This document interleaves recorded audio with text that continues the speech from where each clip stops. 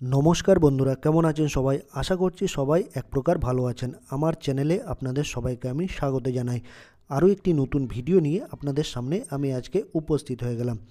বন্ধুরা, আপনারা যখন ফেসবুক অ্যাকাউন্ট খুলেছিলেন, অর্থাৎ আপনাদের যখন ফেসবুক অ্যাকাউন্টটি ওপেন করেছিলেন, তখন যে নাম্বারটা আপনারা সেট আপ করেছিলেন বা দিয়েছিলেন, সেই নাম্বারটা হয়তো আপনাদের কাছে এখন নেই বা হারিয়ে গেছে বা বন্ধ হয়ে গেছে।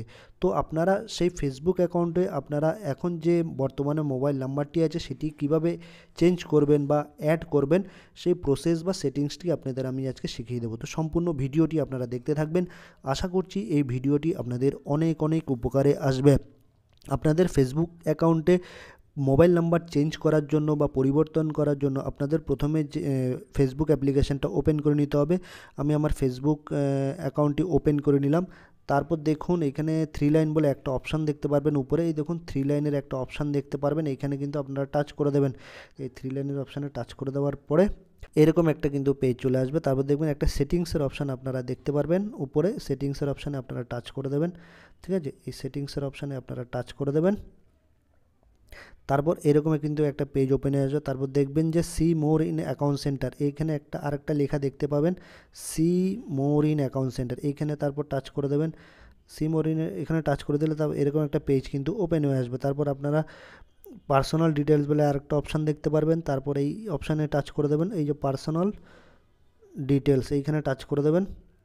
পার্সোনাল ডিটেলসে টাচ করে দিলে আপনারা যে পুরনো জিমেলটা সেট আপ করেছিলেন সেটাও দেখতে পাবেন, আর পুরোনো নাম্বার যেটা দিয়েছিলেন সেটা কিন্তু দেখতে পারবেন। এতে পার্সোনাল ডিটেলসে জিমেল দেখতে পারবেন আর ফোন নাম্বারটা কিন্তু আপনারা দেখতে পারবেন, ঠিক আছে?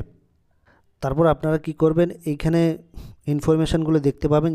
দেখুন আপনারা আপনাদের যে জিমেল আগেরটা ছিল সেটাও দেখতে পাবেন, আর তারপর আপনাদের যে আগে যে মোবাইল নাম্বারটা সেট আপ করা ছিল সেটাও কিন্তু দেখতে পাবেন।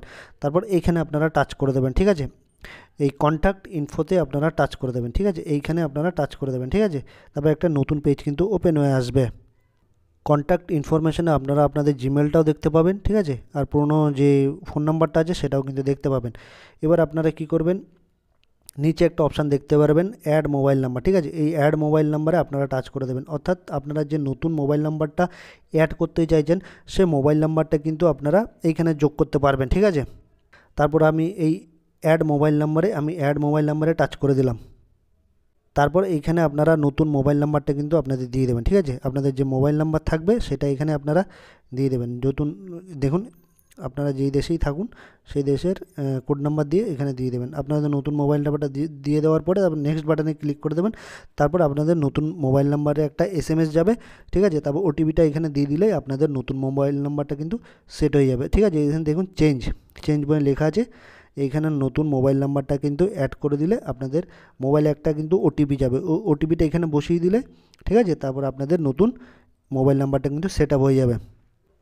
আপনাদের নতুন মোবাইল নাম্বারটা সেট আপ করে দেওয়ার পরে আপনারা এই পুরনো নাম্বারটা যদি ডিলিটও করে দিতে চান সেটা কিন্তু করে দিতে পারবেন। কীভাবে করবেন, আমি এই পুরনো নাম্বারটাতে টাচ করে দিলাম।